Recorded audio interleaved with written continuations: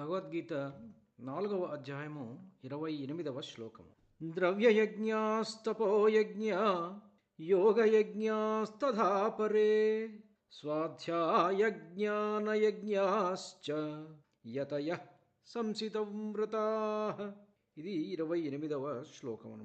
ద్రవ్యయజ్ఞా అంటే ద్రవ్యంతో చేసేటువంటి యజ్ఞాలు, దానం, హవనం మొదలైనటువంటి. తపోయజ్ఞా తపస్సు రూపమైనటువంటి యజ్ఞాలు. యోగయజ్ఞా యోగ సాధన రూపమైనటువంటి యజ్ఞాలు. స్వాధ్యాయ జ్ఞానయజ్ఞా శాస్త్రాధ్యయనము, జ్ఞాన సాధన. యతయ యత్నశీలులు, నియమపరులు, యతులు. సంసితవ్రతా దృఢవ్రతులు.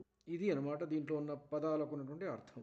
వివిధ స్వభావాలు ఉన్నటువంటి సాధకులు రకరకాలుగా యజ్ఞాలను ఆచరిస్తారు. ద్రవ్యయజ్ఞం ఏమిటంటే ధనం, సామాగ్రి ద్వారా. తపోయజ్ఞం ఏమిటంటే ఇంద్రియ నిగ్రహం, ఉపవాసం, దీని ద్వారా. యోగయజ్ఞం ఏమిటంటే ప్రాణాయామం, ధ్యానం, సాధన.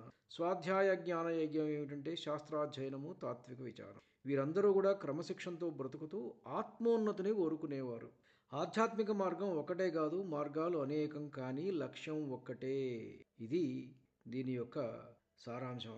ద్రవ్యయజ్ఞం అంటే దానము, సేవా కార్యక్రమాలు. తపోయజ్ఞం అంటే నియంత్రిత జీవన శైలి. యోగయజ్ఞం అంటే ధ్యానము, ప్రాణాయామము. స్వాధ్యాయ యజ్ఞం అంటే ఆధ్యాత్మిక పఠనము.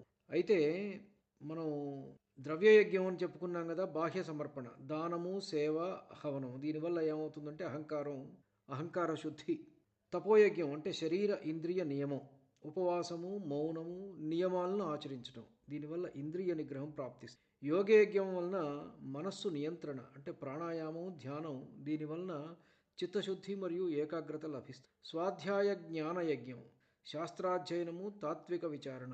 ఇది ఆత్మజ్ఞానానికి దారితీస్తుంది. ద్రవ్యం ఏమిటంటే ఇది శరీర స్థాయి, మెటీరియల్. శరీరం అంటే ఇక్కడ మెటీరియల్ ప్లేన్ అనమాట. తపస్సు ఏమిటంటే ఇంద్రియ స్థాయి. యోగం ఏమిటంటే మనోస్థాయి. జ్ఞానం బుద్ధి స్థాయి. దీస్ ఆర్ ద లెవెల్స్ అనమాట. ఇవన్నీ కూడా చివరికి జ్ఞానసిద్ధికి దారితీస్తాయి అని చెప్తున్నారు ధన్యుణ్ణి. నమస్కారం. మీ ఊటుకూరు జానకి రామారావు.